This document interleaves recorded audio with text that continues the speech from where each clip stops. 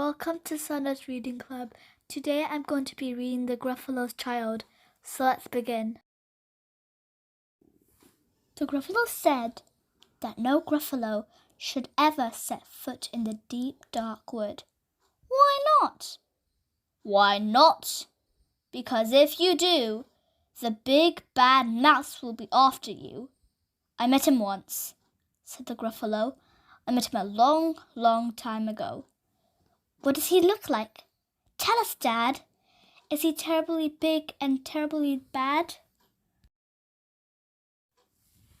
I can't quite remember, the Gruffalo said.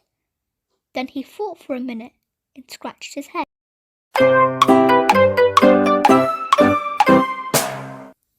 The big bad mouse is terribly strong, and his scaly tail is terribly long.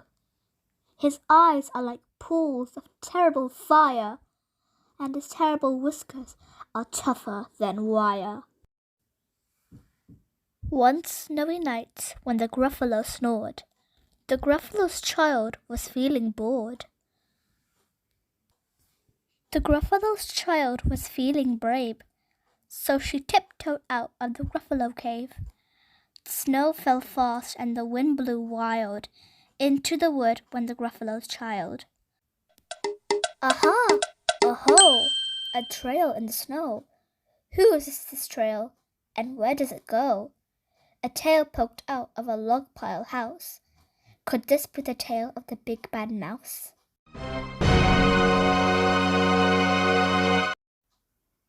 Out slid the creature.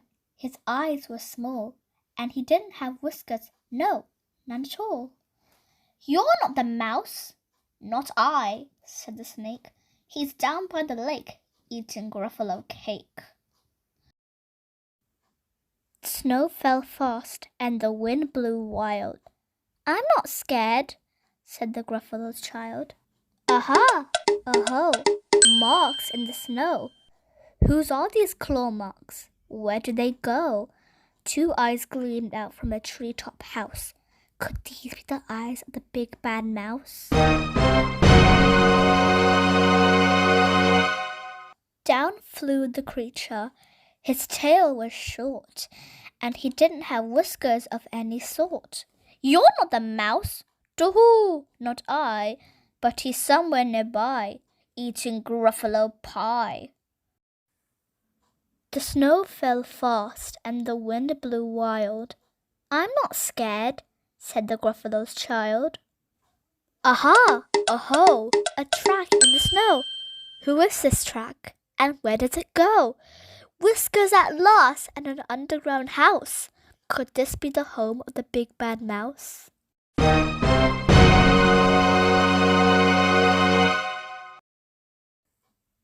Out slunk the creature. His eyes weren't fiery, his tail wasn't scaly, his whiskers weren't wiry. You're not the mouse. Oh no, not me. He's under a tree, drinking Gruffalo tea. It's all a trick, said the Gruffalo's child, as she sat on a stump where the snow lay piled. I don't believe in the big bad mouse. But here comes a little one out of his house. Not big, not bad, but a mouse at least. You'll taste good as a midnight feast.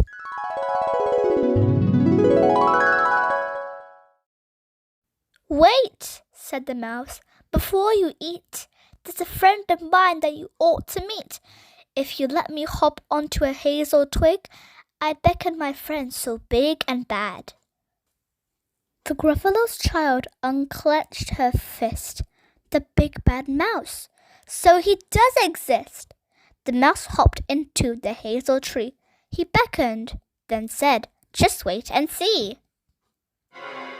Out came the moon. It was bright and round.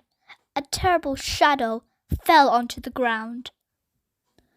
Who is this creature, so big, bad, and strong? His tail and whiskers are terribly long.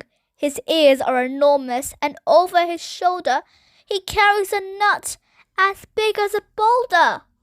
The big bad mouse! yelled the Gruffalo's child. The mouse jumped down from the twig and smiled. Aha! Aho!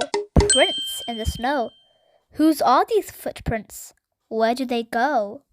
The footprints led to the Gruffalo cave, where the Gruffalo's child was a bit less brave, the Gruffalo's child a bit less bored. And the Gruffalo snored and snored and snored. The end. Please like, share and subscribe. Thank you for listening. See you again.